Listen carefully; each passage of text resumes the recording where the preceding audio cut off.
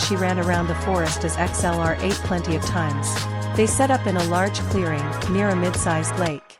Since they weren't quite ready for lunch yet, they decided to pass the time with some games. Catch! Mina said as she threw a frisbee over to Kay, who caught it enthusiastically. Got it. Nara, catch! Kay said as she threw the frisbee over to Nara. While everyone else played over in the sun, in the shade were Otoko and Fuku, relaxing on the blanket. Fuku was drawing out the scene in front of her, trying to immortalize today in paper, while Otoko watched. Fuku suddenly felt a tap on her shoulder, and looked behind her, to see Otoko had poked her with a stick. Once he had gotten her attention, he picked up a notepad that said, "You're really good at drawing." "Oh, thank you." Fuku blushed. Even after all this time she still wasn't used to praise. "I heard you like to draw too. Can I see?" Otoko paused, before picking up another book, and opening it, showing her one of his drawings. It was childish, which was to be expected. Otoko had, like Fuku, attempted to draw the scene in front of them. His drawings of people weren't stuck figures, rather they were what one would imagine a child's first attempt at drawing people seriously was. The same went for the trees, and the sun. All of it was an amendment attempt at complexity, but it was unfinished. It was very apparent that for whatever reason Otoko had stopped drawing halfway through. Fuku frowned. For whatever reason, she got a deep feeling of déjà vu when she looked at this drawing and she didn't like it. "Why did you stop? You were doing really well." Otoko shook his head and wrote something down. "Not as good as yours." Fuku's frown deepened. Now she knew where that feeling came from.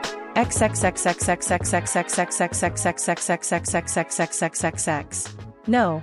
A younger Fuku pouted back in her room in her father's house. She was looking down at an unfinished drawing of herself. The paper was darkened, as Fuku has erased her previous drawings many, many times. Fuku liked to draw. Mostly because she didn't have much else to do. And she wanted to make prettier drawings, like the paintings put up in the mansion. But she just couldn't manage it. Every time she would just mess something up, and it never looked anything like how she wanted it to. Once again she erased her drawing, wiping away tears of frustration to keep them from falling on the paper. Honestly, she was unsure if this was even worth it anymore. But, what else would she do? And so, she went back to work. She'd try, and try, and try until she got it right. If she could ever get it right.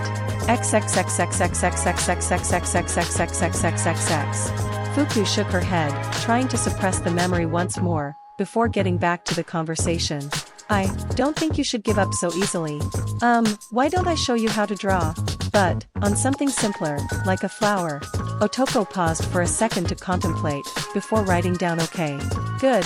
Alright now, let's find a flower." Fuku stood up and looked around the area for a flower, only to find that there were none around. This had been one of the many areas that had been destroyed and reconstructed, as such while the trees and grass had been replanted and grown, the flowers and other such things had not had enough time to spout. "Oh, maybe there are some nearby," Fuku said, although she looked rather hesitant to go looking around the forest. Ms. Mina? Mina looked over to Fuku, only to get hit with a frisbee in the head. "Ow!" Fuku gasped. "I'm sorry." "Ah, it's fine," Mina said, walking over to the two of them while rubbing the side of her head. "What's up?" Thankfully, Otoko decided to do the talking, or rather, writing. "We want to look for a flower to draw, but there aren't any here. Can we look in the forest?"